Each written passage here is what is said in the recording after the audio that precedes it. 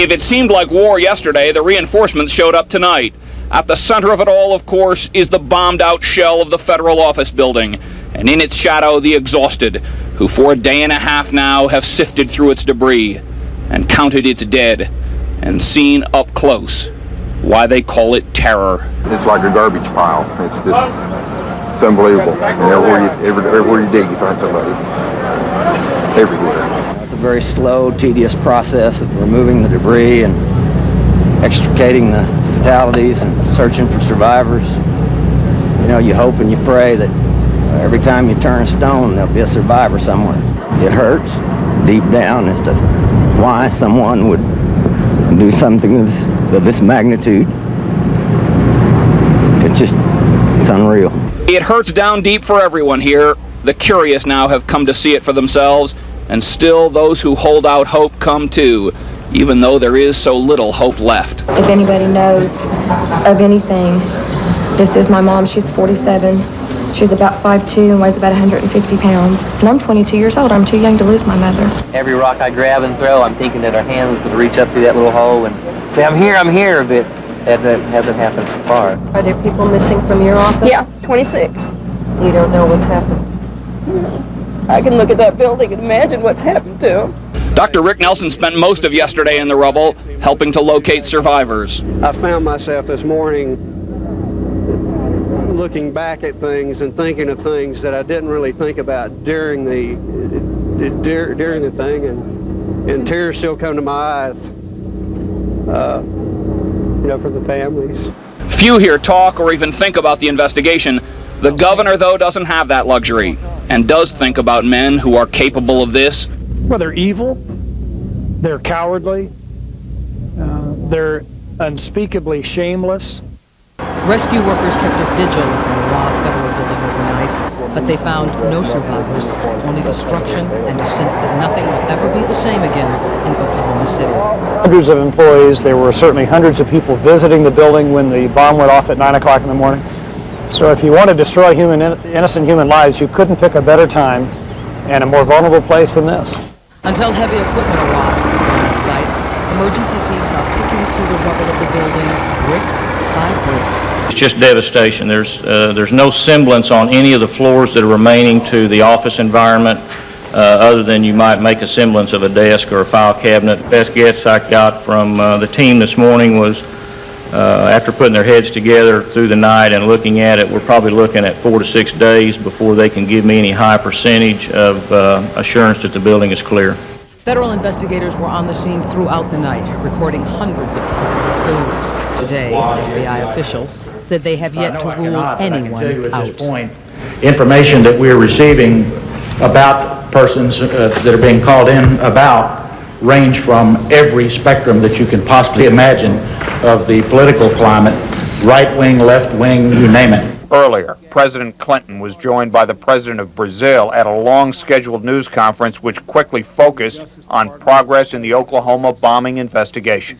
I can tell the American people they would be very proud of the efforts which have been made in this area since it occurred yesterday morning. They have been awesome, intense, comprehensive, and dogged. The investigation continues against a backdrop of increased caution and enhanced security in Washington.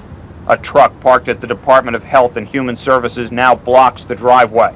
Police barricades extend perimeters at the State Department and offices adjacent to the White House. Drivers heading into most federal building garages have to produce personal ID in addition to their parking permits.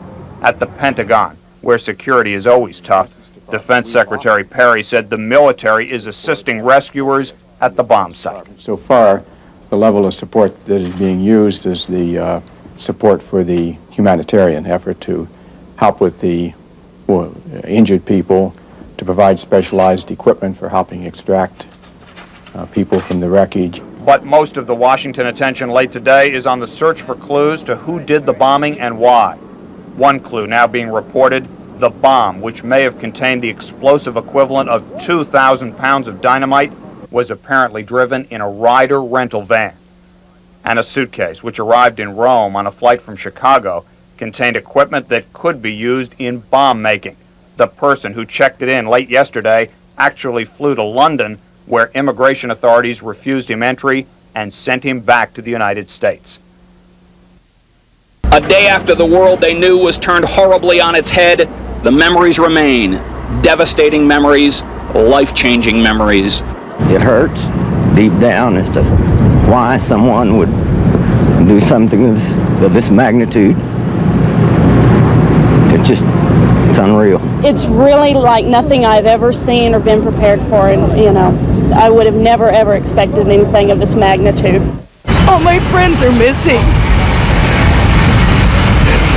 I don't know where any of them are. These women are holding out hope that their friend is still alive. They thought they saw her on TV yesterday, but they can't find her at any hospital. Can't find anybody who can tell us where she went. We've checked all the hospitals. We've left her picture everywhere. But we really feel in our hearts that was her that we saw.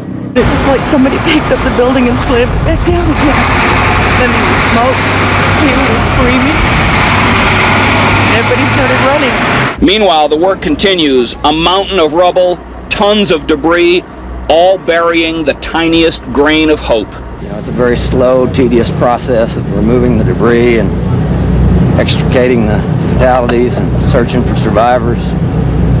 You hope and you pray that every time you turn a stone, there'll be a survivor somewhere. As for those responsible, the governor, who lost a close friend in the blast, has thought some about them. The vicious animals that did this, their crimes are unspeakable, they're against humanity, they're unforgivable. I mean, this is what is behind us is an act, or was an act of unspeakable horror and tragedy.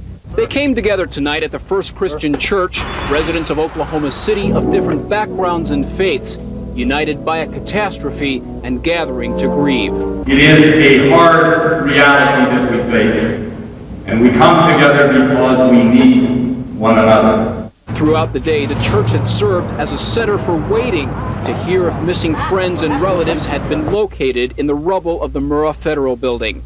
But a meticulous search produced only 3 bodies today, and for some, like Kathleen Traynor, the pain and anxiety grew. Her mother-in-law, father-in-law, and 5-year-old child were in the building. 9 o'clock was her appointment. It's on the first floor. They're still missing. No one's found them. No one's seen them. Their names aren't on any lists. But it wasn't just those whose loved ones are missing that came to pray tonight. A city that has lived in relative peace was torn apart on Tuesday morning, and many here are grieving. There's tornadoes, when towns are destroyed. We're used to going to the site, being able to help, being able to make a difference to the survivors, and right now there isn't a lot we can do for the survivors. I'm very frustrated. I want to do something. And sitting home and being angry at whoever did this isn't enough. It's not helping anything. With time running out to try to locate any victims that still might be alive under the rubble, the power of prayer became most urgent tonight, and hope became the last resort of a community shaken by an unspeakable act.